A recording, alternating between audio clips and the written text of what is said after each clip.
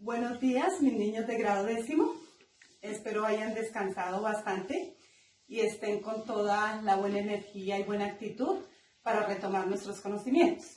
En esta ocasión vamos a trabajar el tema solución de triángulos rectángulos, pero para ello pues vamos a recordar aquella temática que vimos en los talleres anteriores.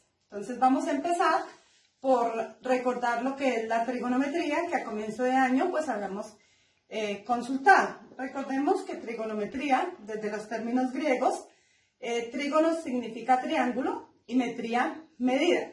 Entonces la trigonometría se refiere a la medida de los triángulos y a las relaciones que hay entre los ángulos y los lados del triángulo.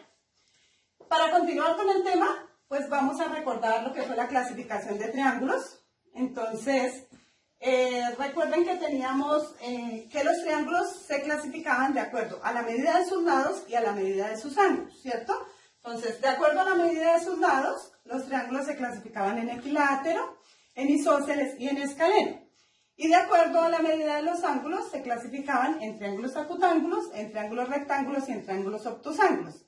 Y que a su vez, estos triángulos los podíamos clasificar de las dos formas, ¿cierto? Entonces vamos a ver, por ejemplo, el triángulo rectángulo. El triángulo rectángulo se caracteriza porque posee por acá, como lo pueden ver, un ángulo de 90 grados, ¿cierto? Esa es su característica importante para definirlo.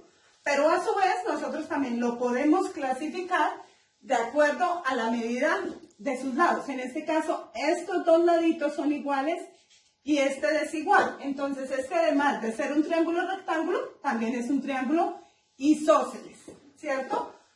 El triángulo rectángulo puede ser isósceles y puede ser escaleno, ¿cierto? Lo que no puede ser es equilátero, recuerden. Vamos a ver un triángulo acutángulo. Entonces, un triángulo acutángulo, todos sus ángulos internos deben ser menores a 90 grados, ¿cierto? Menores, pequeñitos. Menos de 90 grados, todos los tres. Entonces, cuando nosotros observamos, pues a ojímetro, podemos detectar esta situación.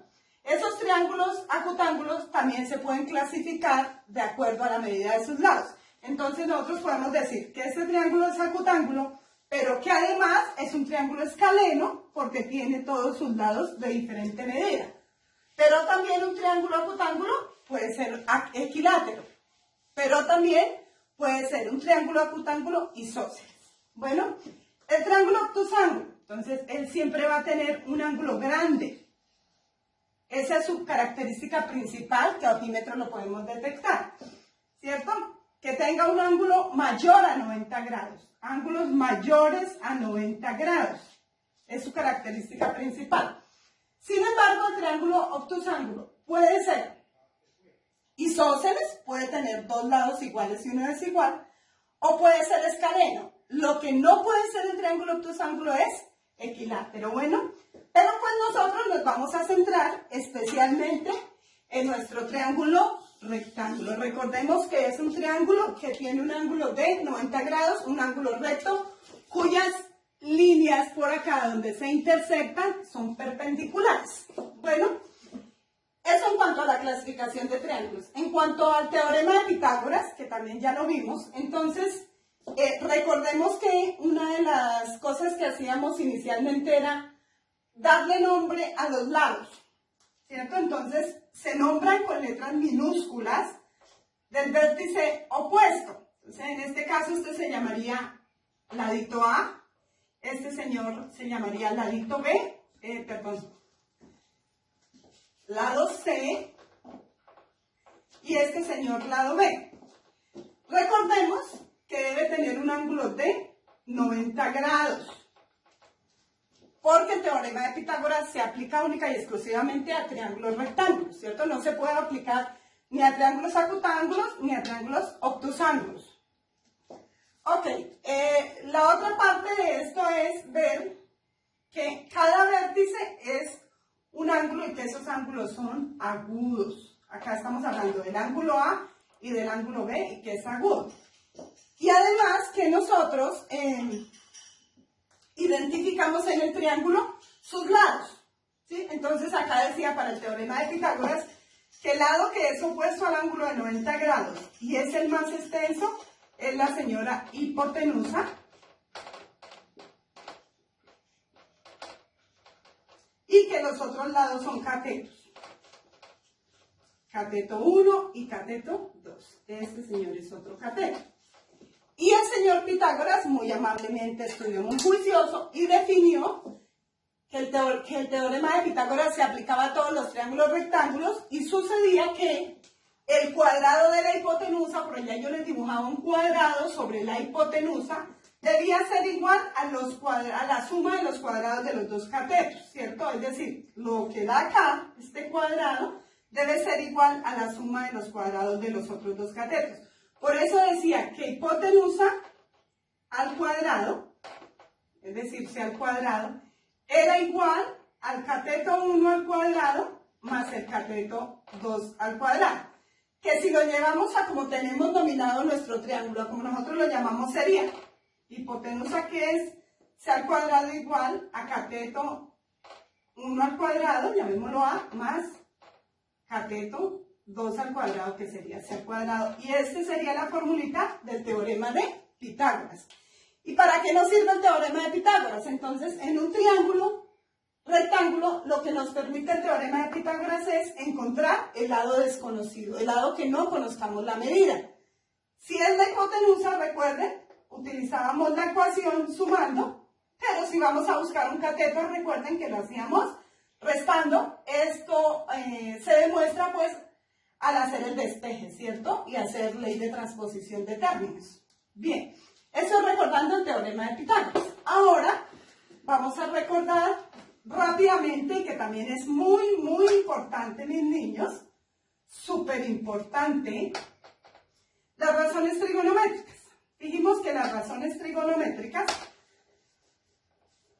como su nombre lo dice, son cocientes, razones A sobre B, se define una razón, y esto es igual a un cociente, y entonces acá nosotros lo llamamos relación. Entonces se dice que las razones trigonométricas es la relación entre los lados del triángulo rectángulo. Repito, única y exclusivamente del triángulo rectángulo. Para ello, mis chicos, entonces nosotros volvemos a retomar rápidamente los nombres de los lados, ¿cierto? Pero acá vamos a tomar un ángulo. Acá ya vamos a ver si tomamos el ángulo A o si tomamos el ángulo B. Entonces yo voy a tomar el ángulo A. Y voy a definir las razones trigonométricas para ese ángulo, ¿cierto? Entonces, esas señoritas razones trigonométricas no son nada más ni menos que las mismas funciones trigonométricas que ya hemos escuchado y con las que ya han trabajado, que son seno, coseno, tangente, cotangente, secante y cosecante.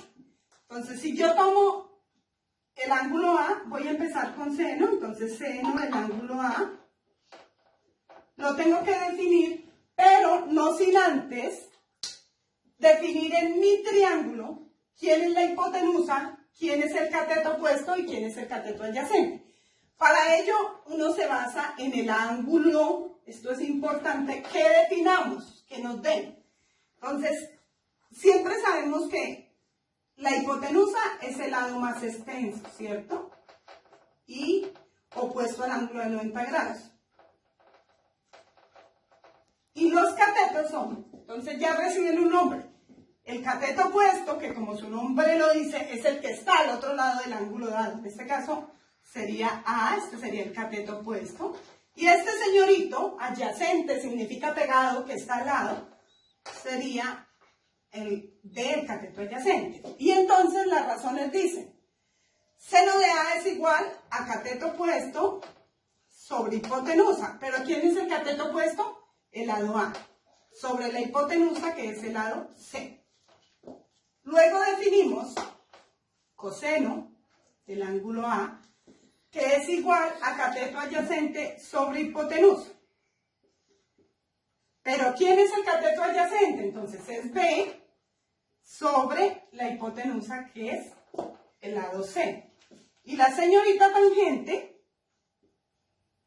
del ángulo A, porque siempre recordemos, debe ir acompañado del ángulo, si no, no significa función ni razón trigonométrica. Tangente A es igual a cateto opuesto sobre cateto adyacente. Cateto opuesto, vamos mirando que es A, sobre cateto adyacente que es B. Estas tres señoritas son las principales. Si yo me aprendo estas tres, fácil, tengo aprendidas las otras tres, porque las otras tres son la inversa de cada una de ellas. Entonces, por acá, ¿quién es la inversa? Voy a empezar con la tangente. ¿Quién es la inversa de la tangente? La cotangente.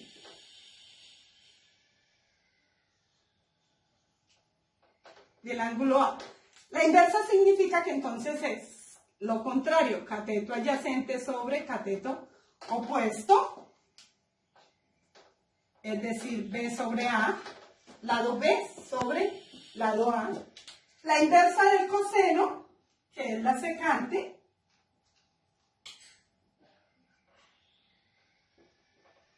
que es igual entonces a la hipotenusa sobre el cateto adyacente, y entonces sería hipotenusa, que es C, sobre cateto adyacente, que es B.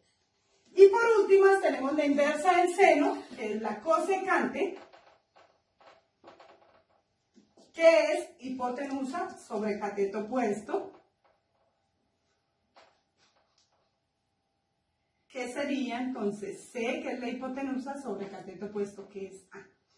Es muy importante, mis niños, que sepamos definir estas razones trigonométricas en un triángulo rectángulo, dado el ángulo que nos indiquen, ¿cierto? Es importante. Si a mí me dieran el ángulo B, entonces este señorito pasaría a ser cateto opuesto y este que está pegadito cateto adyacente.